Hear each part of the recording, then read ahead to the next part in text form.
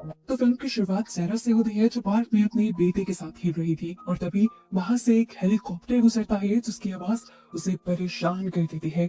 Helicopter को देखते हुए पुरानी यादों में वो खो जाती है। वो एक आर्मी ऑफिसर थी और एक मिशन में उसके कई साथी मारे गए थे जिसका दुख और सदमा आज भी उसे था और इसी वजह से उसकी दिमागी हालत भी खराब हो गई थी और उसने रिटायरमेंट भी ले ली थी। उसकी इसी खौफनाक यादों के दौरान एक आदमी जो कि अपनी फैमिली के साथ खेल रहा था उससे टकरा जाता है और वो उसे किसी दुश्मन की तरह पलटते हुए इतना मार दिया है कि उसकी नाक तक टूटकर खून रिसने लग जाता है और तब जाकर उसे होश आता है कि मैंने ये गलत कर दिया। फिर उसने इस आदमी से माफी भी मांगी और वो अपने बेटे को लेकर घर चली गई। कुछ साल इस दिन को गुजर जाते हैं और दिखाया जाता है कि सहरा का बेटा अब बड़ा हो चुका है और सहरा उसे लेकर अमेरिकन एम्बेसी में जाती है। इसी टाइम सहरा को एक जर्नलिस्ट का मैसेज मिलता है जिसमें वो बता रहा था कि सहरा के आखिरी मिशन के बारे में उसके पास कुछ खास इंफॉर्मेशन है जिसकी मदद से ये लोग पता चला सकते हैं कि आखिर उस दिन दुश्मनों ने उनके ऊपर हमला किया कैसे था। जर्नलिस्ट ने एक वीडियो भी सेंड की हुई थी जिसे सारा देखने लग गई। काफी देर ये लोग एम्बेसी में अपनी बारी का इंतजार करते रहे और सहरा का बेटा बहुत ज्यादा बोर हो गया, इसीलिए सहरा उसे प्लेइंग रूम में छोड़ आती है। सहरा बाहर निकलती है तो उसकी नजर दो लड़कों पर पड़ती है जो रिस्ट्रिक्टेड एरिया का दरवाजा खोले खड़े थे। हालांकि यहाँ पर किसी को आने जाने की इजाजत नहीं थी पर ये लड़का एक दूसरे लड़के को बैग देकर यहाँ से बाहर भेज देता है और सहरा इन्हें शक की नजरों से देखने के बाद भी इग्नोर कर देती है। वो अपने बेटे को लेने के लिए प्लेइंग रूम में जब जाती है तो ये देखकर उसके होश उड़ जाते हैं कि उसका बेटा तो वहाँ था ही नहीं। बाहर आकर उसने हर जगह, हर रूम, हर ऑफिस में अपने बेटे को देखा लेकिन उसका बेटा उसे मिल नहीं रहा था, वो गुम हो चुका था।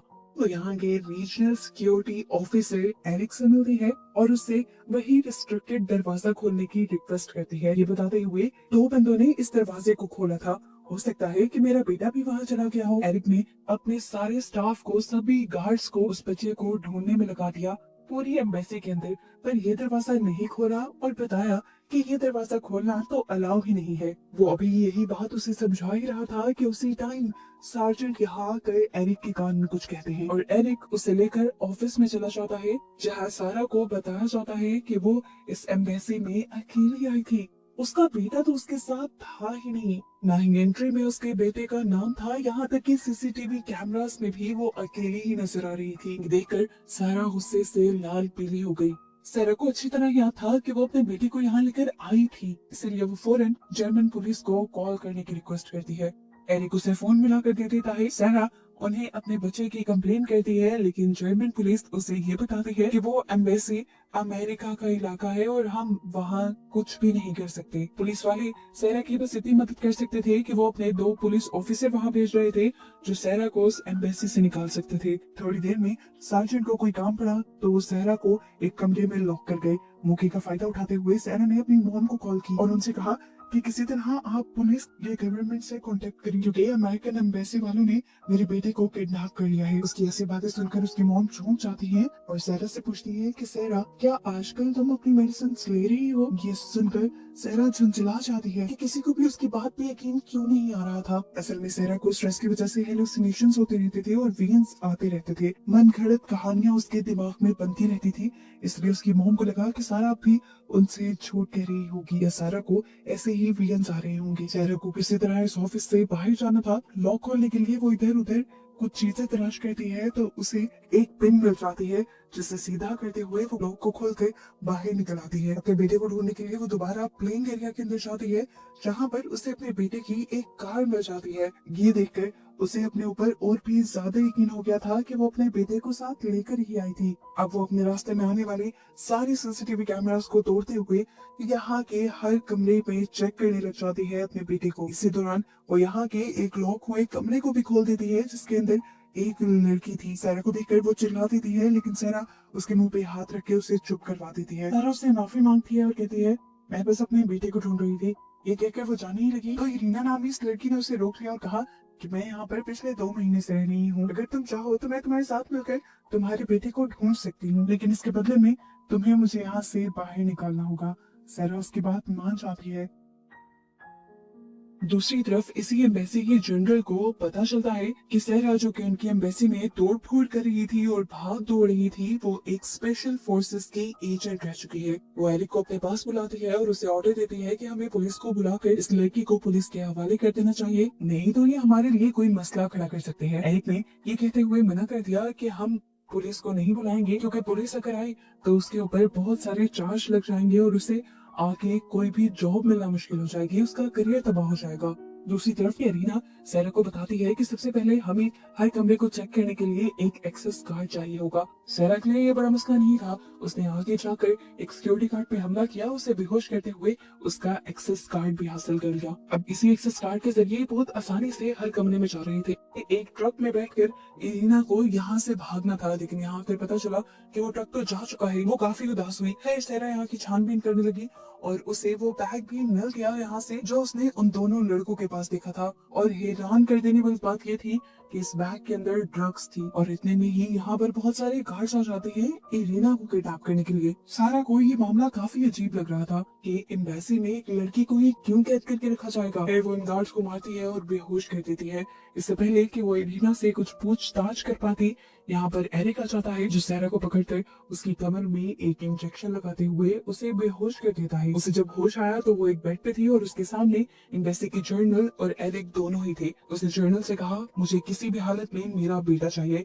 तो जर्नल उसे जवाब देती है, मैंने कुछ ही देर पहले तुम्हारी मॉम से बात की है, उन्होंने मुझे बताया कि तुम्हें बहुत ज्यादा स्ट्रेस डिसऑर्डर है, जिसकी वजह से तुम चीजें भूलती भी हो और तुम्हें हेलुसिनेशंस भी होती हैं, और ऐसा तुम्हारे अफगानिस्तान में फेल हुए मिशन के बाद से तुम्हारे साथ होने लगा है। सैरा उसकी बात सुनकर उससे रिक्वेस्ट करती है कि मुझे यहाँ की सीसीटीवी फुटेज देखती है। उसकी ये भी ख्वाहिश पूरी कर दी जाती है। एरिक उसे सीसीटीवी फुटेज दिखाता है, लेकिन किसी भी फुटेज में उसे उसका बेटा नजर नहीं आता। अब तो उसे भी लगने लगा था कि शायद ये सब उसके हेलुसिनेशंस ही होंगे। पूरी रात यहाँ रहते हैं और सुबह होते ही उसे यहाँ से लेने के लिए इरीना आ जाती है बहरूपिया बनकर। अब सैरा इरीना से पूछती है, आखिर तुम हो कौन और ये लोग तुम्हारे पीछे क्यों पड़े हैं। वो बताती है कि मेरे डैड एक पॉलिटिशियन थे। पॉलिटिशियन होने के साथ साथ वो एक डॉन भी थे। उनके पास बहुत सा पैसा था और वो यूएस गवर्नमेंट के कई इलीगल काम भी करवाते थे। पर फिर जब उन्होंने पार्टी बदली तो गवर्नमेंट के लोगों ने उन्हें मरवा दिया और मुझे उन्होंने पकड़ दिया। उस दिन तुम्हारे सामने वो लोग मुझे मारने आ रहे थे, जिनसे तुमने मेरी जान बचाई।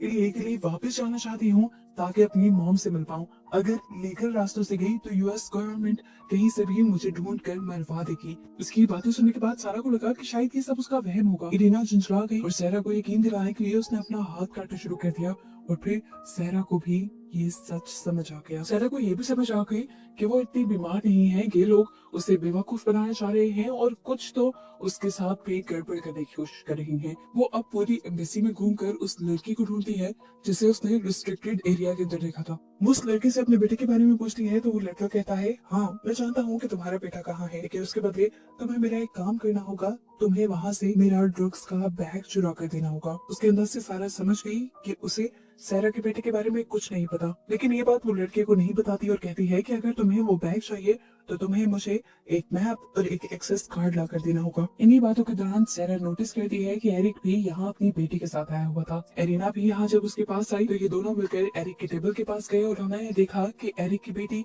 अपना एक खिलौना यहीं पर भूल गई थी, जिसे इन दोनों ने उठा लिया। आधे घंटे बाद इन दोनों को वो लड़का जेंट्स वॉशरूम में बुलाता है। वहाँ पर वो एक्सेस कार्ड और इस जगह का मैप लेके आया था, जिसको देखते हुए ये लोग सार्जेंट के ऑफिस में पहुंच जाते हैं। ये लोग सार्जेंट के कंप्यूटर को चेक करने लगते हैं और वहाँ उसे सैरा नाम की एक फाइल मिलती है, जिसे खोलने पर उसे पता चलता है एक एक चीज इन्हें सैरा के बारे में पता थी, वो भी अभी से नहीं बल्कि काफी पहले से।